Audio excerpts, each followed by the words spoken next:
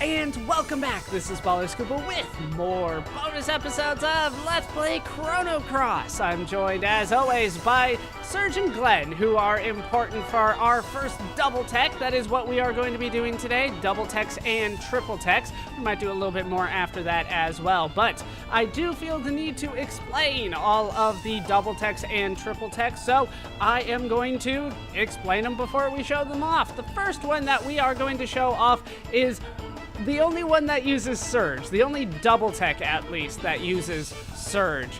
This is the only one that I found the first time that I played the game. They are few and far between.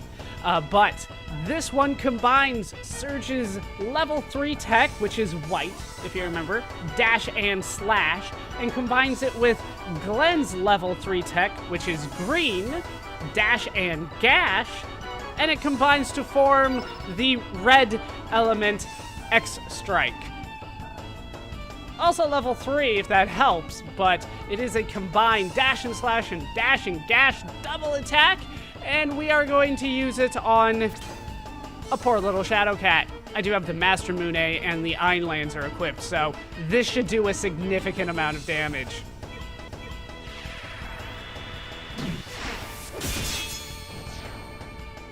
And that is the first double tech. And from here on out, the double techs are going to be a little bit harder to find. The first one that we are going to show off is a double tech between Kid and Mel. If you combine Kid's level 3 Pilfer, which is red, with Mel's level 3 Snatch, which is yellow, you get the double tech, Double Take. Two thieves join forces to do a double steal, and it is red. Kid's apparently better, so she gets priority here. We are going to do it on a Shadow Cat. Let's try to steal from him.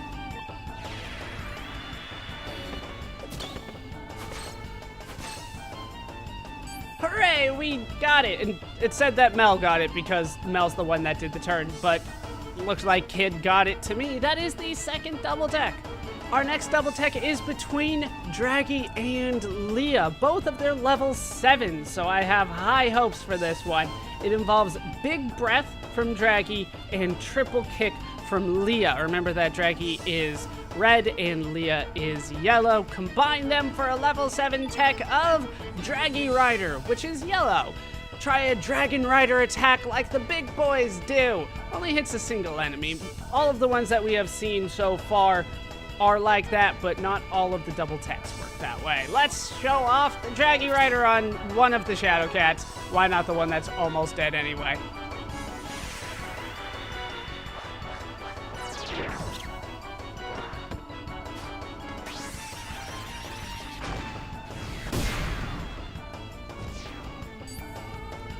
Not terrible. Our next double tech is between two people that make a little bit more sense together, and that would be Karsch and Zoa. With Zoa, it is his level 7 tech, Toss and Spike, which is yellow, paired with Karsch's level 3 tech, which is Dragon Rider, which is green. Combining those two together, we get Dragon Spike. Combine Dragon Rider and Toss and Spike double attack. Let's use it on a Shadow Cat. Hey, how you doing?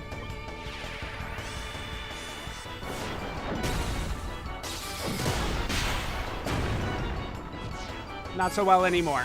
Our next double tech is between, once again, a combination that makes sense. It's between Nikki and Mickey. It is both of their level 7 techs. So for Nikki, that is Limelight, which is blue, paired with Mickey's Dance on Air, which is red. Combine those together and you get yourself Flamenco. Combine Dance on Air and Limelight double tech. Let's use it on all allies, as it turns out. It is red. Let's do some dancing.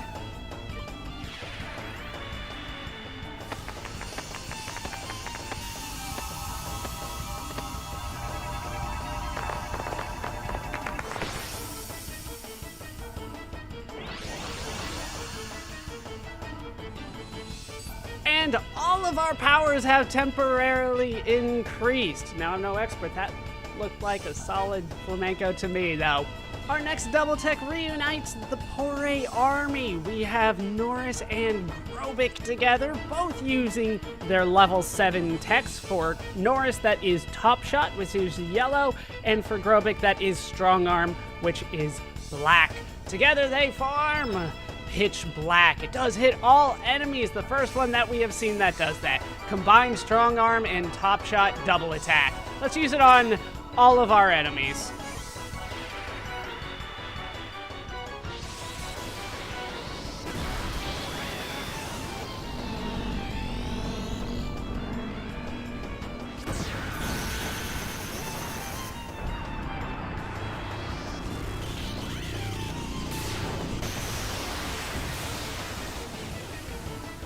Our next combination may seem a little weird at first, and that is Guile and Sneff together. But remember that they are both magicians. I should point out that in order to get these double techs to work, they do need stamina. If they don't have any stamina, they cannot cast the double tech.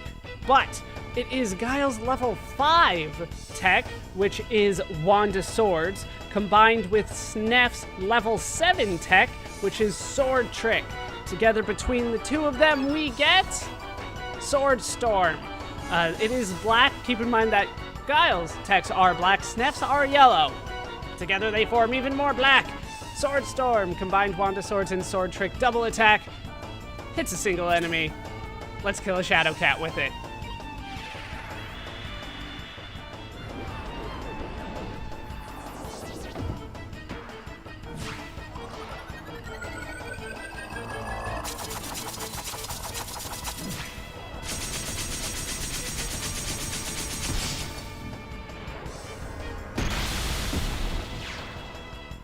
Our next double tech combines our plants together. We have Neofio and Turnip. Remember that we needed Neofio and Turnip together just to get Turnip's level 7 tech, which was Veg Out, and that'll be used in the double tech that we're about to use.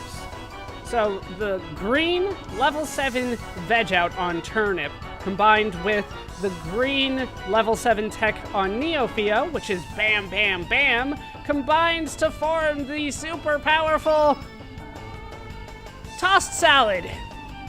Combined Bam Bam Bam and Veg Out double attack. Only hits a single enemy. It's only been the one double tech that hit everybody.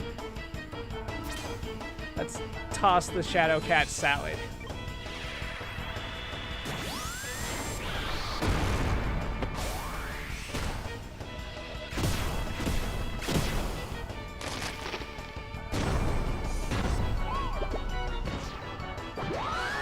Our final double tech brings together our old veterans. We have Viper and Radius together. From Radius, we will be using his level 7 tech, which is Vital Energy, and we'll be combining that with Viper's level 5 tech, which is Air Force. So we got the green from Radius and the yellow from Viper. Combine those together to get the white tech, Vital Force. Combined Vital Energy and Air Force double attack. Just hits a single enemy, but it should be particularly effective against a Shadow Cat.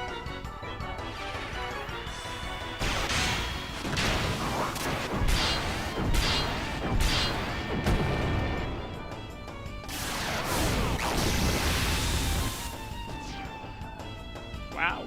That brings us to our first triple tech of the game. This is between Surge, Lena, and Razly. Lena needs her level 7 tech, which is Maiden Faith, which is blue for the record. Razly needs level 7 as well, which is Raz Flower, which is green, and we need to combine that with Surge's level 5 tech, which is Luminaire, which is, of course, white. Combine all of that together, and you get yourself Delta Force. Combine 3 magic attacks to create a mega spell. It hits all enemies, but I'm down to just one. It takes a lot of fighting to build up to a triple tech, so there's only one Shadow Cat left this time. Let's probably wipe the floor with him.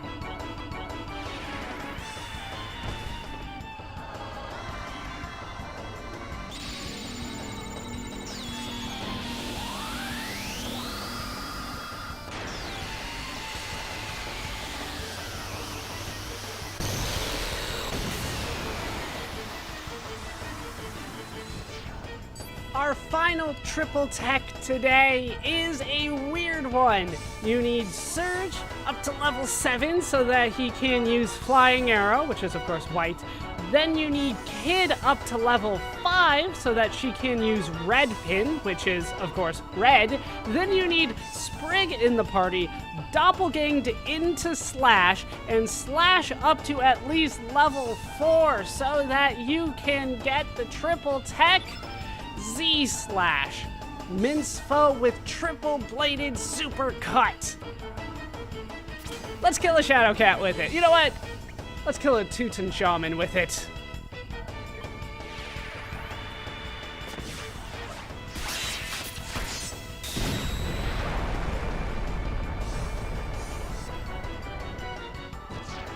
Oh, it's powerful.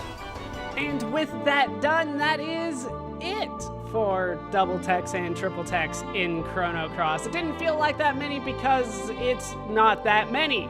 There are over 40 characters in the game, yet there are only 11 combinations that will lead you to a double tech or a triple tech. There are 9 double techs and 2 triple techs in the game. Some of them are relatively obvious, I would say, to kind of guess that might lead you to a double tech, like Karsch and Zoa together, Mickey and Nikki together, maybe even Norris and Grobyc, or Neofio and Turnip.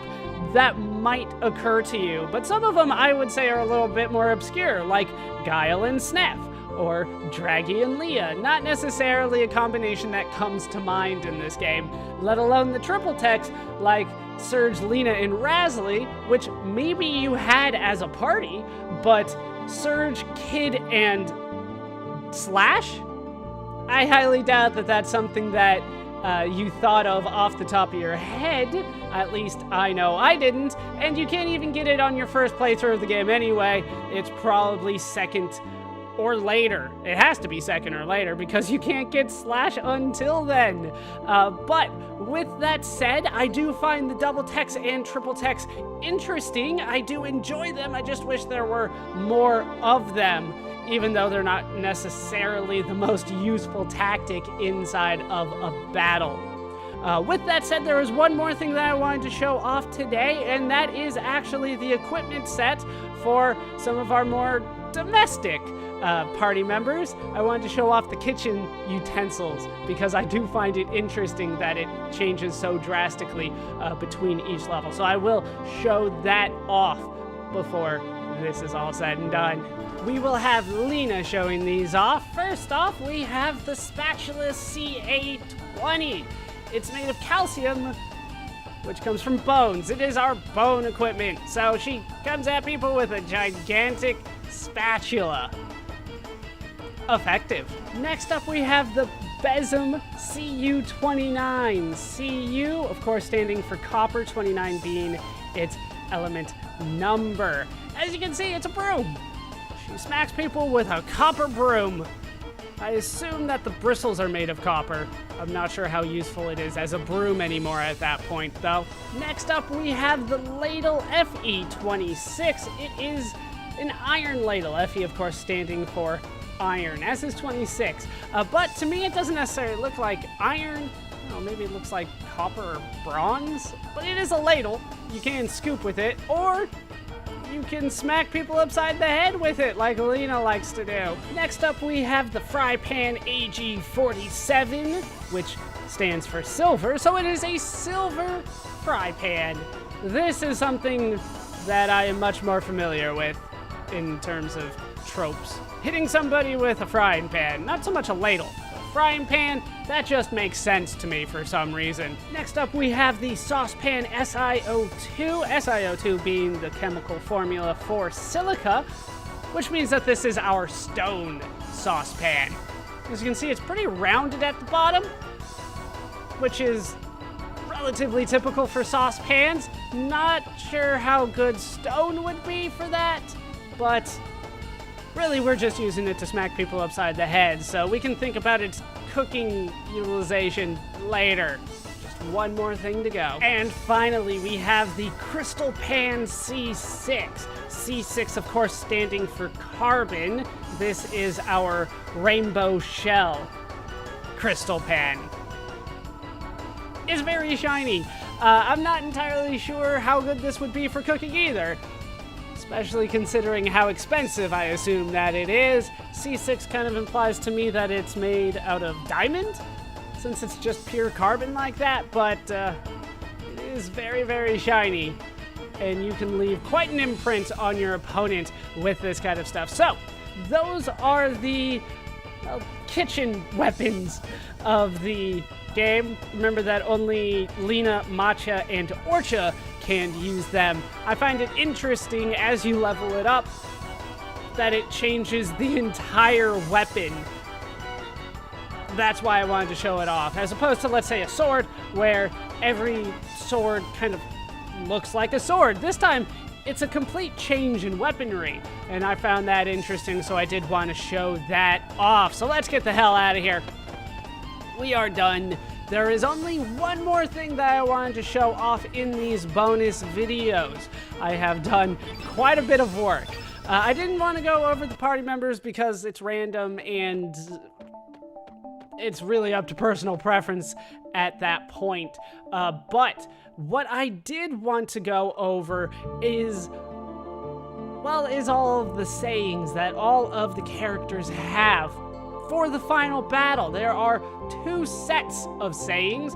There's something that people say before we head into the fight, and then there's something that they say if you get the good ending. I did want to show that off for all of the characters. That's going to take me quite some time, but I hope that it will be worth it.